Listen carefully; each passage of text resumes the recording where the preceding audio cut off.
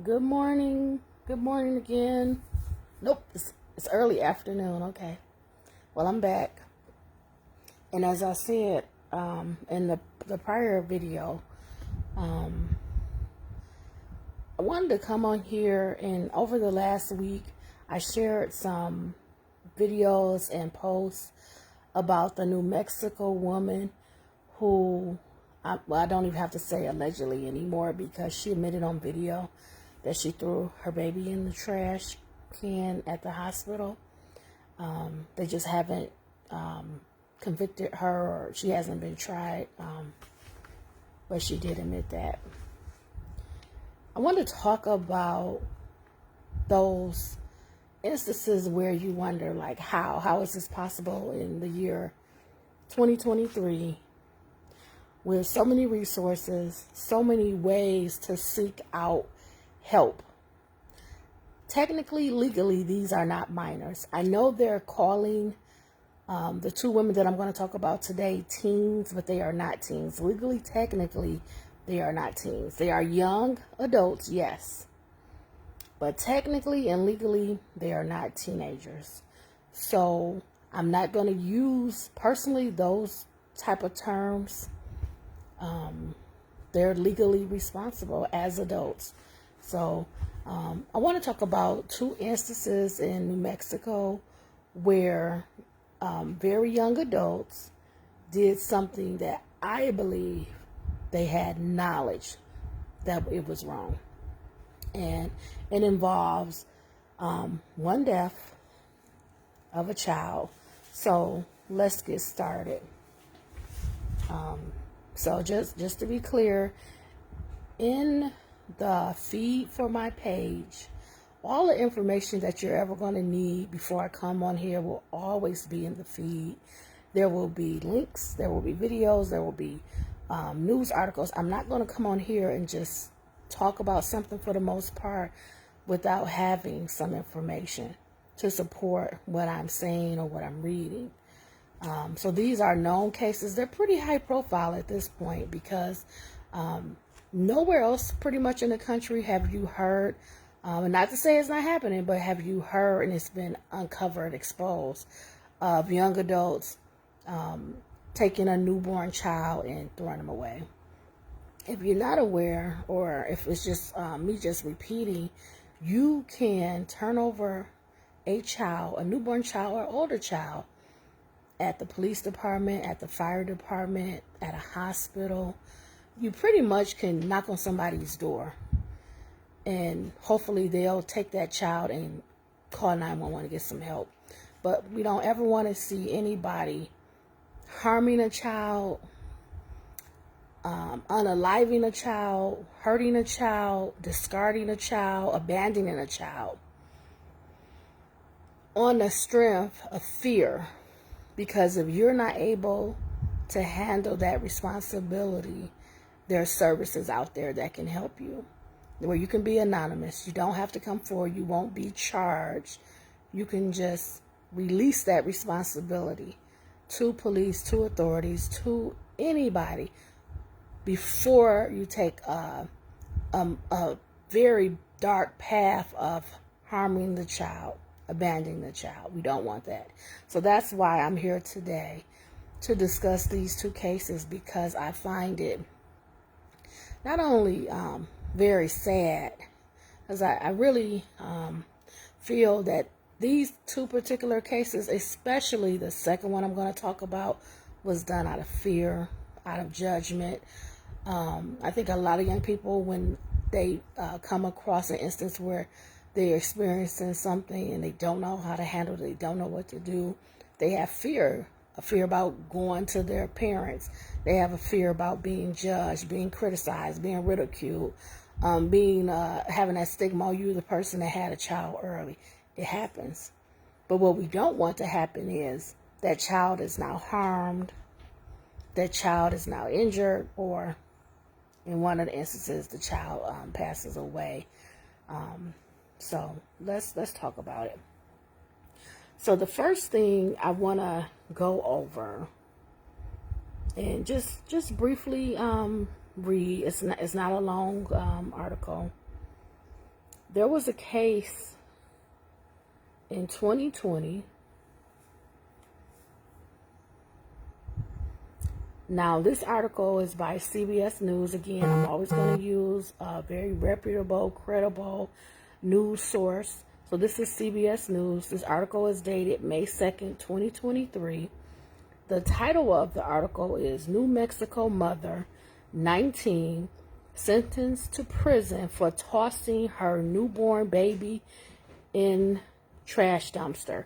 So back in May, I shared an article on my page, and I believe it was the Detroit News that had the article, but it's all over. If you put her name on any type of search engine, you're going to find these articles of what happened.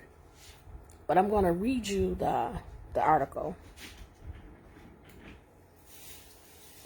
A New Mexico teenage mother was sentenced Monday to a mandatory 18 years in prison for tossing her newborn son into a trash dumpster behind a shopping center. But a state district judge cited mental health concerns and the defendant's age in suspending 2 years of the punishment. So she received a mandatory 18 years in prison. So mandatory means that they didn't have any discretion. The judge didn't have any discretion. The judge could not reduce that time, but that was by statute, by law, required that she receive 18 years, mandatory. But the judge cited mental health concerns and the defendant's age in suspending 2 years of the punishment. So she will have 2 years of the punishment suspended. I'm going to keep reading. Jurors convicted. Her name is Alexis Avila, 19, of child abuse involving great bodily harm following a days-long trial last month in which her public defender argued her actions were not premeditated and that a previously undiagnosed mental health disorder played a role. So let's stop here. She had a one-day trial, so that means that she did not have a hired attorney. She had a public defender. So, if you ever get into any legal trouble, try to hire counsel. But she must have been indigent. But she didn't have any funds to hire counsel. They said that her actions were not premeditated and that she had a previously undiagnosed mental health disorder. So we don't know what that mental health disorder was. They're just saying that there was something going on with her. She's having some issues mentally. It was not diagnosed, so she did not go to a doctor. She did not get any type of assessment done. But due to this, it played a role in her actions, putting the baby in the trash receptacle. Judge William Shoebridge told Avila that had it not been for luck and the grace of God, he would have been deliberating a sentence in a murder case, as there was a high probability the child would have died had it not been found that winter day in Hobbs near the Texas border. So that says a lot. So when she discarded the baby in the trash receptacle, it was wintertime. Cold outside. What is the chances of somebody finding a newborn baby in the wintertime in a trash receptacle? Who would be looking, honestly? Who would be in the trash? It's extremely sad. I'm going to keep reading.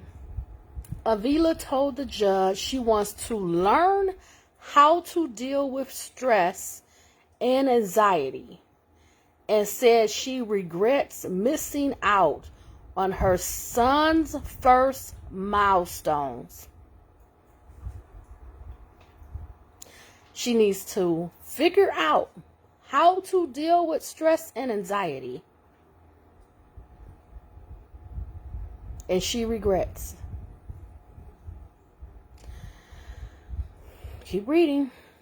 I regret his first hours of life were traumatic, and I regret that he will always have this in the back of his head and will think I do not love him because that's what he'll read and hear, she said. But that's not true at all. I do love him. I truly do.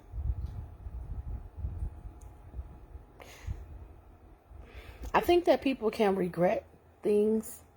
I think they can regret their actions, something that they may later feel is a mistake. And maybe at that age of 18, she may have not even really fully comprehended the, not just saying love, but showing love in your actions, in your words, in your deeds, and being a trustworthy person.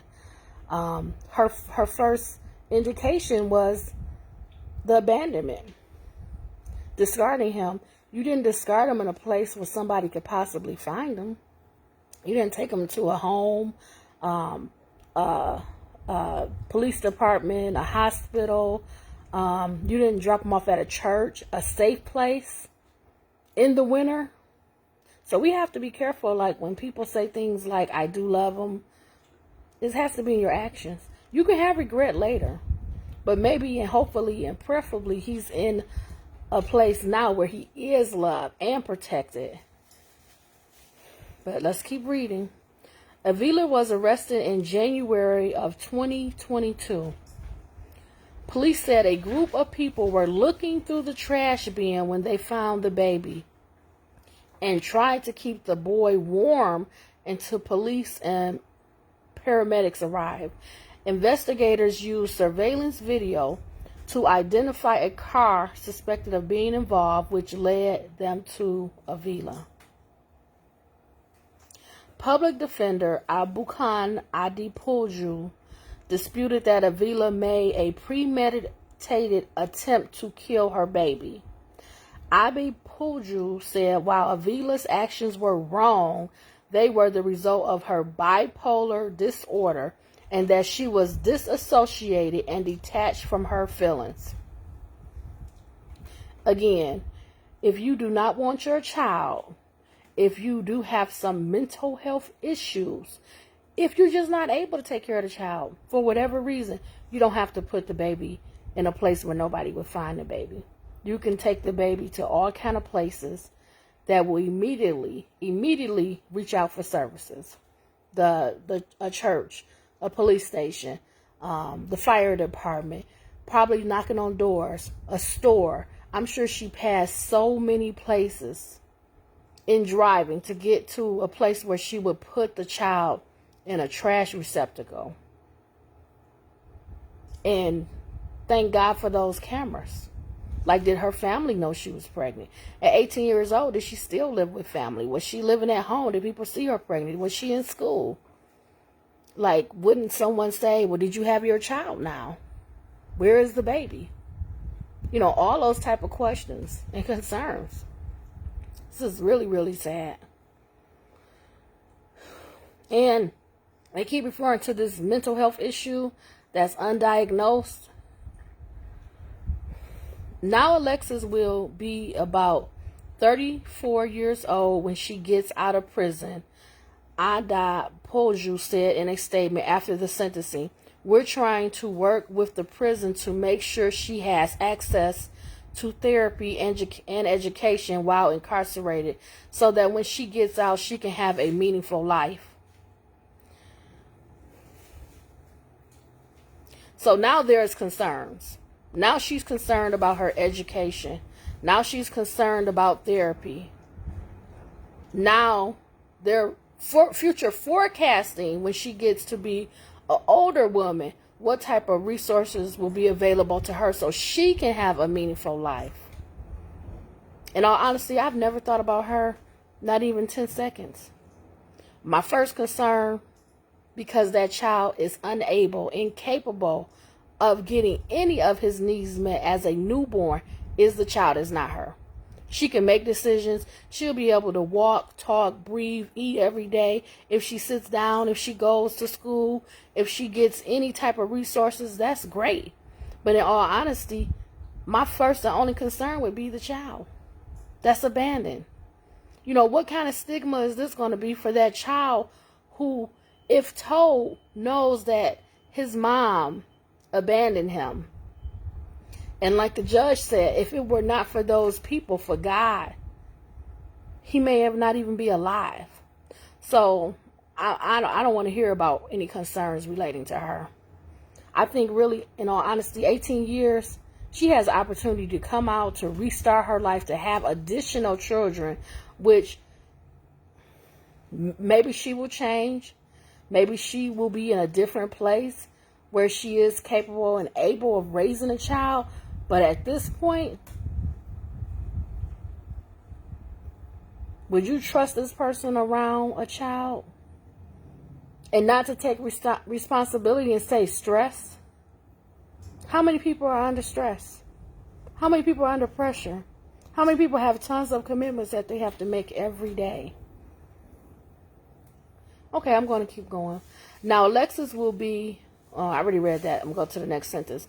CBS affiliate, KRQE reported that Jack Hancock, a licensed clinical social worker who has worked with Avila, vouched for her persistent mental health issues during the trial. I'm sure she does have mental health issues now.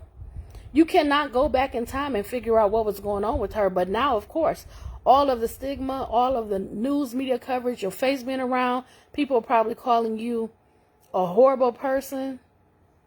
That you attempted to unalive your child by discarding them in the winter. You probably considered to be a cold, callous, calculating person. So yeah, you probably do have more stress and more anxiety and more pressure and the view of the world on you. So I'm sure he's going to vouch for that now. But what was your state before? We don't know, because you didn't get any medical diagnosis. Where are your parents? Where's your family? Where's your support system? Were you in school? Did the school know you were pregnant? What kind of services did you seek before you went to this extreme? This is sad. Moving on. They also called Avila's mother to the stand, who said this is not an action she would have taken if she would have been in her right state of mind, the station reported. Mom, where were you? Did you not see your child was pregnant? Did you not go and take your child to the doctor? Did you not ask any questions? When she was regularly having a cycle, did you not know you had to stop buying menstrual pads or tampons as a mother? Were you not paying attention? Were you not asking questions? Did she not live with you? Where was she for 9-10 months? I would need to know that. Because it's like a form of abuse, child neglect. That's a whole period of time where she probably wasn't on her cycle. So, Mom, where were you? Avila's case spurred new conversations in New Mexico communities and among legislators about the state's safe haven law, which allows parents to leave a baby younger than 90 days at a safe location without criminal consequences. Such laws first began to pass in state legislatures in the early 2000s in response to reports of baby killings and abandonments.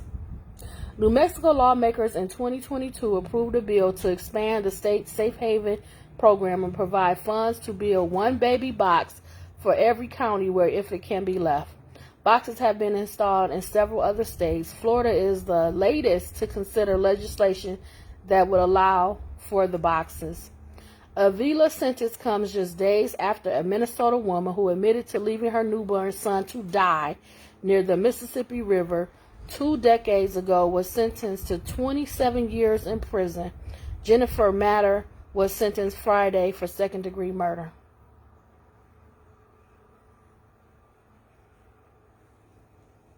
This is not the main case that I want to talk about today, but I just want to preface the main case by showing you that this has happened. This is happening. I don't know why it's happening so much in New Mexico.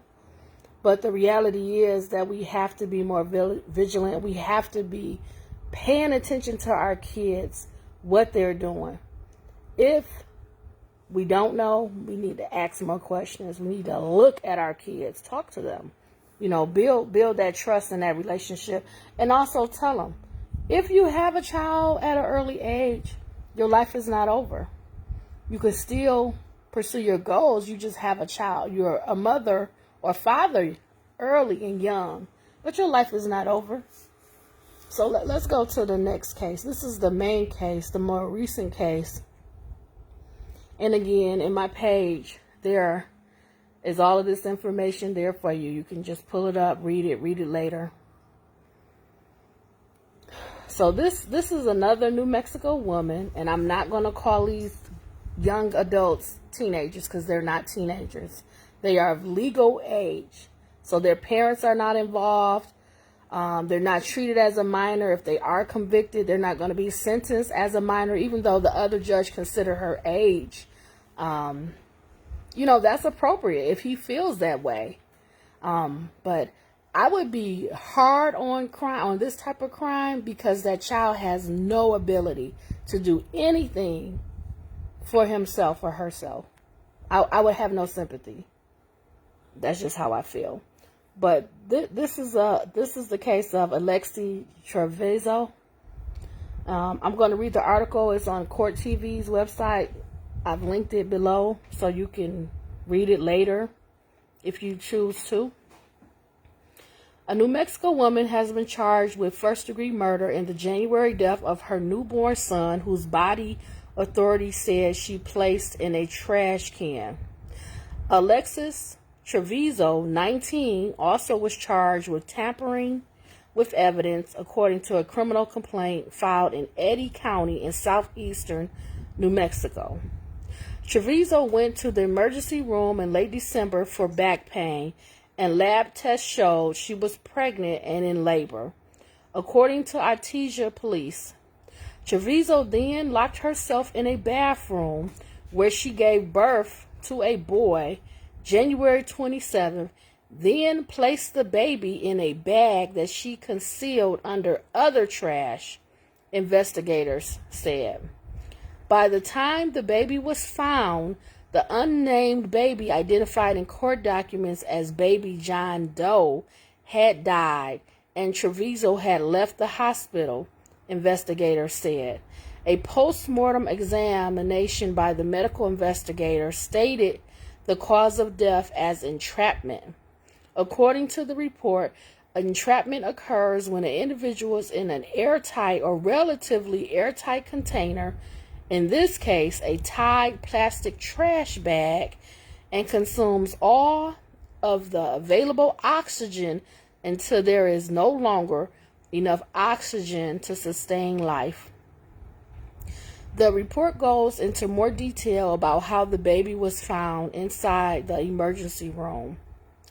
Cleaning staff at the hospital were cleaning up the blood in the restroom when they removed the trash bag from the trash can. They found the baby in a second trash bag under the first, at the bottom of the trash can with bloody paper towels. The trash bag he was found in was tied closed when it was found. Gary C. Mitchell, an attorney for Trevizo, said his client has no criminal record,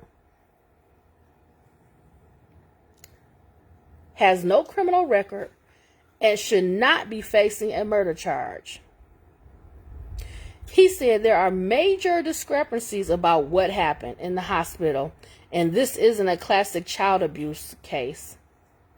Trevizo was arrested May 11th. Jail records show she was released May 16th. So the baby was born and died January 27th. She was not arrested until May 11th. So we're going to talk about that. In the second recent high-profile case involving a mother and a newborn baby in New Mexico, jurors convicted Alexis Avila, that's what I just spoke about, 19, of throwing her newborn into an outdoor trash receptacle in January 2020 in Hobbs, New Mexico. The child survived. Avila was sentenced May 1st to 16 years in prison. So they're taking off the 2 years that the judge gave her from the 18-year sentence. So let's talk about it. Let's talk about it.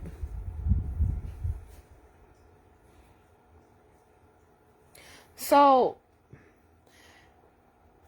if you check out my page, I want to give you the law first and why they charged her with what they charged her. So, if you pull her name up, you're able to find the charges. They charged her with 3 different crimes.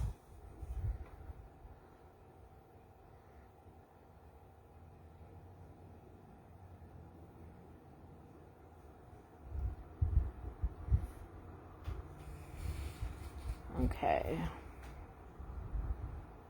Have to go down a little bit.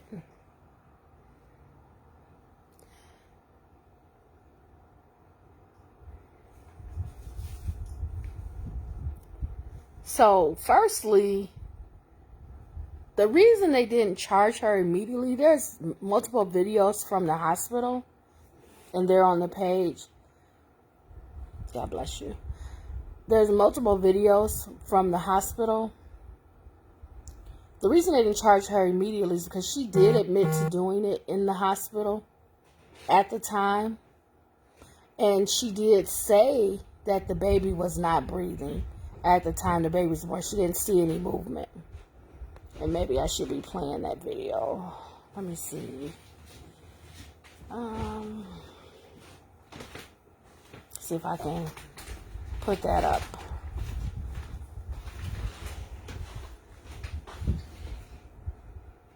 Okay. The baby's dead. She killed the kid. Tense moments captured by police body cam video. Like, how big is the baby? It's full term. What? 9 months? Everyone's crying.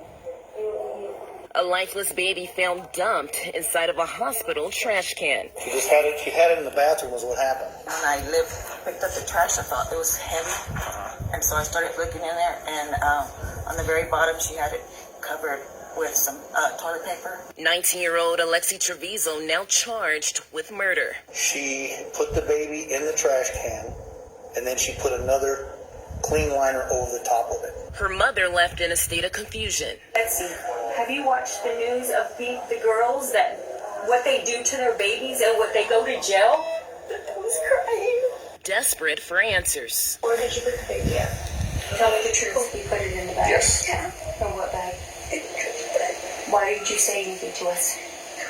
Doctors stating the obvious. I'm sorry about this, but in terms of delivering a baby and it looked like you tried to hide it, we do have to have the police involved. Alexis transported to a local hospital. Hey, Alexi, so obviously you're getting transported, okay? The detectives will be contacting you, okay?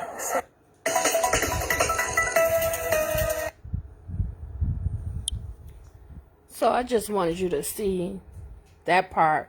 Her mom, I'm sure she wasn't thinking when she was questioning her, because the police officer had his video camera on, but she basically just admitted to putting the baby in the trash bag, giving the prosecutor pretty much an admission of guilt. So let's go back to her charges.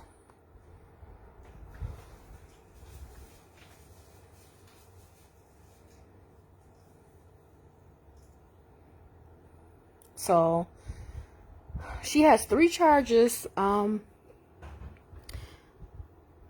She has tampering with evidence. She has murder in the first degree, and she has abuse of a child, intentional. So let's go over the first charge, which is the homicide. Murder in the first degree is the killing of one human being by another without lawful justification or excuse, by any of the means with which death may be caused, by any kind of willful, deliberate, and premeditated killing. The next charge Abuse of a child consists of a person knowingly, intentionally, or negligently, and without justifiable cause, causing or permitting a child to be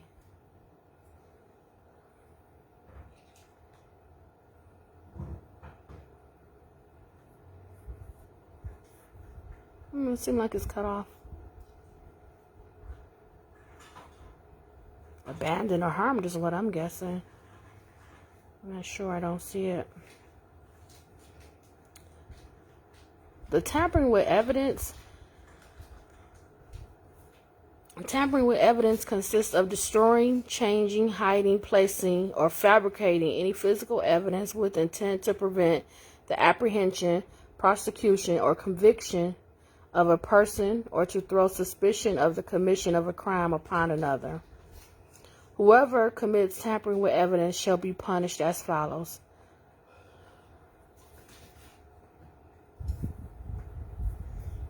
If the highest crime for which tampering with evidence is committed is a third-degree felony or a fourth-degree felony, the person committing tampering with evidence is guilty of a fourth-degree felony. If the highest crime for which tampering with evidence is committed is a misdemeanor or a petty misdemeanor, the person committing tampering with evidence is guilty of a petty misdemeanor. If the highest crime for which tampering with evidence is committed is indeterminate, the person committing tampering with evidence is guilty of a fourth-degree felony. So those are the three charges. I have some notes here. Now, the reason that she wasn't arrested, I feel, right after the incident, January 27th, she was able to go and get her medical treatment from having the baby, just to make sure that she was okay. But she was released. She returned back home. She was able to go back to school. And I think if you watch the subsequent videos with her mom when they went to arrest her at home, I think they thought, hey, this is in the past. This is behind us. Nothing is going to come of the death of this child, which happened in January because so much time had lapsed. But I believe that they had to have the baby go through a regular autopsy. Even though she admitted what she did, they wanted to probably make sure they did an autopsy to make sure that the baby did have oxygen in the baby lungs at birth, to prove that the baby was alive, that it was not a stillbirth, and also to get the DNA match for her and the child to make sure that this was her child. Now, when she was in the hospital, they have on video through the police officer the camera on him, and also the hospital had cameras, her going into the bathroom. When she came out of the bathroom, they said that it was blood everywhere. They had initially checked in the toilet to see if she had tried to hide the birth there. And it didn't come until the cleaning staff came in and removed the trash bag and found the baby under the second trash bag. And with that lapse in time, and also putting the baby in the plastic bag, whatever oxygen was available in that bag, it deprived the baby of oxygen. Suffocation, pretty much.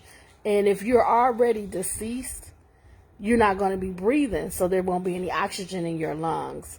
So when they found the baby in the plastic bag, they could see the baby can only take all the oxygen out of the bag. Once that's gone, you're going to suffocate. You're going to, pass away. So I believe that's what happened. But they had to do the medical exam to prove that, and that takes time. Now, when they served the warrant for her arrest, that was in May, and she was released on a $100,000 bond a few days later. And she was not required to wear ankle monitor or be under home arrest. And her pretrial is set for September 11th of 2023. What's really odd, if you watch some of the pictures and video of her, you can clearly tell in the stomach area, that stomach region, that she's pregnant. She was a cheerleader, so they have pictures and video of her cheering. I don't know why the school didn't know. The cheering coach didn't know. Her mother didn't know. She clearly was pregnant. Just like in the last case, if you're not having a menstrual cycle, they said that when they gave her the results, I read this or saw this somewhere, when they gave her the results of her positive pregnancy, she actually denied it and said that she was getting her period in the hospital, that she was bleeding and she was on her cycle in the hospital. And she complained of lower back pain, but really that was her going into labor. She denied that she was pregnant, and they then said, well, let's take a blood test. So they were going to take the next step because we're getting a positive pregnancy result. So let's take a blood test now to confirm the positive pregnancy result. And that's when she went to the bathroom and she gave birth. So she did have a son.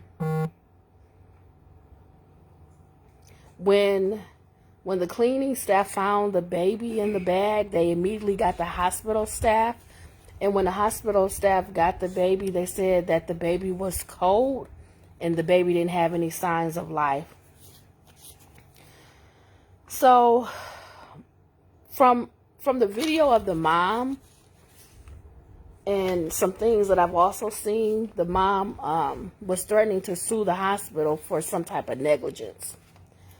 And my first thought would be, why would the hospital be negligent? You as a parent, you should be knowing, one, what's going on with your child, two, visually seeing your child, and then three, if you don't know, you're not asking questions. If the hospital is then telling you she returned a positive pregnancy test, that's a conversation, but that's confirmation she's pregnant. So why would the hospital be negligent? In what way? Where was the negligence the whole time she was pregnant and you didn't see it? Like, we have to start taking some responsibility in the things that's going on with our kids. But there's supposed to be some type of lawsuit against the hospital, forthcoming if it hasn't already been filed, for some type of negligence. And I just don't see it. I think the prosecutor was right in charging her with first-degree murder. Definitely tampering with evidence, trying to conceal the body, hiding the body, the way she put it in the trash can. And the unfortunate part is the baby was a full-term baby and passed away. But also that the mother doesn't have any concern about those actions. That's the unfortunate part. That your child could literally go into a bathroom, go through the process of labor. How was the umbilical cord separated from the baby? Normally, the umbilical cord is cut. So where is the placenta?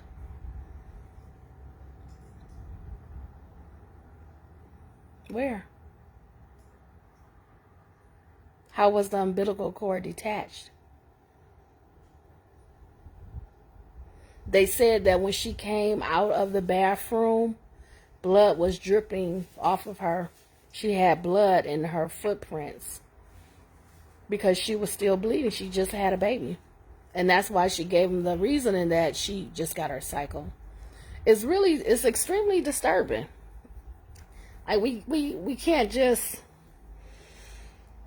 brush over things and not think about those actions. If you watch the video of her leaving because she didn't just come out of the bathroom. For 20 minutes, they were knocking on the door, and she finally opened the door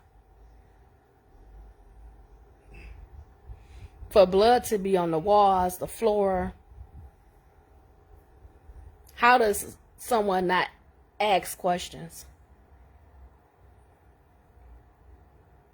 They can test your blood and look at your hormone levels to see when you were in the 50,000, 100,000, you had a pregnancy. Look at your blood levels. And those slowly come down after birth. And she walked right from the bathroom and right in the room as if nothing happened. And this is a 19-year-old. 19 years old. The tears only came when it was discovered that the baby's body was in a trash can. When she returned, she didn't ask for any medical attention. Not for herself, not for the baby. Even if, which they have already shown, that there was oxygen in the baby's lungs at the time of birth. Let's just go with it wasn't.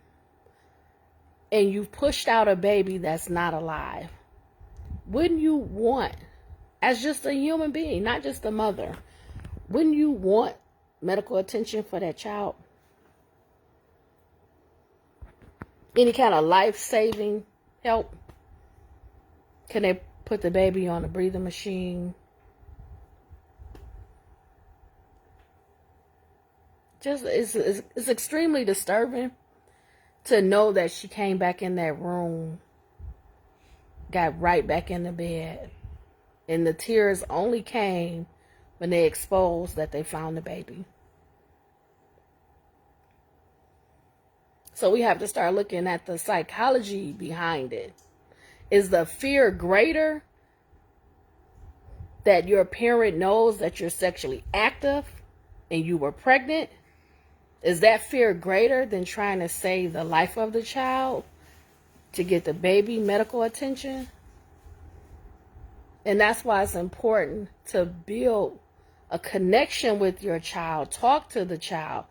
Everybody does things that they may regret later. Having a child, that's nothing that you can't go forward on. It may be difficult. And even if you have a child, you don't have to raise it. That's what adoption is for. All those services to step in when, you have an underage or younger adult that's not ready and the family is not ready. Or maybe even the option could have been giving the baby to a family member. I have people in my family that have taken on other people's kids and raised them. Multiple people, actually.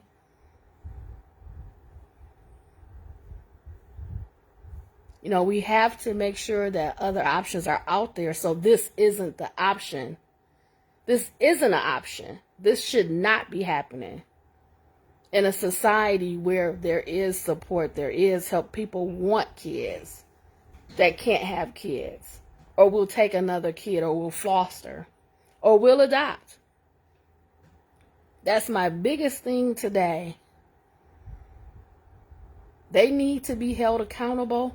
But the bigger headline is there enough love in somebody's life to where they can turn that child over, be raised, get support, be in a place of safety, so that we don't keep seeing these headlines over and over again throughout the country where a child has actually passed away. In the first case, they found the child in those freezing temperatures, but the baby did not pass away.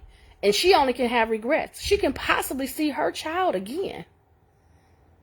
But with this case, the baby passed away. So she can have regrets. But where's the redemption? Even if she's convicted, she comes out, she gets to start her life again, have another child possibly. We don't want it to end like this because of these types of behaviors that's not being addressed. We have to be there for our kids, listen to them, and let them know that they can talk to us. So, that's all I have to say about it. She goes to court in September. I'll keep watching, and the mother has a lot of nerve to sue the hospital and say they're negligent. I look at myself. I feel like a terrible parent. When she asked the question about the baby and the doctor said, no, this was a full-term child. Your grandchild was a full-term newborn birth.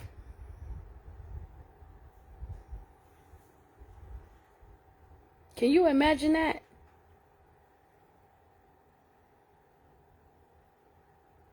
And the girl, she said,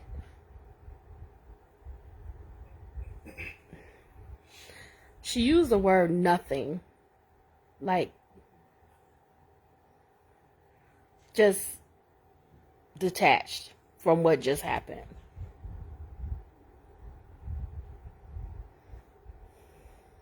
And maybe to her, in that moment, she just wanted to separate herself. And that's why she left the baby alone in the bathroom in the trash. But we all have to be held accountable for our actions. And this one here, no, I'm not going to put this on the hospital. Not this time. I definitely feel that it's first-degree murder. And unfortunately, she'll have to pay that time for that charge. So that's all I have to say about this. I might come back with one more video, but I don't think so. Have a good Sunday. Be well. Let's be praying for humanity, all of mankind, because these days are tough. They're sad. And we have to find any kind of happiness, peace, love, joy that we can. And we have to start standing together with some of these things that's happening. Because that should not be the result. Not when people have resources. And I'm not saying that the adoption system or foster care system is great. And that's where you want to place your child if you don't have any family that can take them. But throwing them away in a trash can, that's not where I see human life or a newborn. No. Even if the child was not born alive, we have to raise our kids up to be thinking human beings, compassionate, loving, and kind. And if there is a need, you're already at the hospital. There's already medical staff. They've already exposed the pregnancy. You disposing of the body does not make it any different. Now it's a criminal act. It's not just a need for resources, or you're going to put this child in foster care. You have to explain to your parents what happened. This young lady has a mother and a father, and the baby's father. How does he feel? Did he know she was pregnant? Did her friends know she was pregnant? Did she tell anybody? Because most teenagers don't keep these type of secrets. They'll talk about it amongst their friends, get advice, talk about baby names. I don't know. I'm sure it's all going to come out in the trial. If there is a trial, there'll probably be some type of she'll probably be offered a deal, is my guess. Because I don't think first-degree murder and second-degree murder are going to be too far apart in time. Unless there's a required minimum. She's already out. She's not on ankle monitor. They don't see her as a threat. So, I don't know. But more to come in the next couple of months. So thank you again for watching my video. Have a good Sunday. Bye.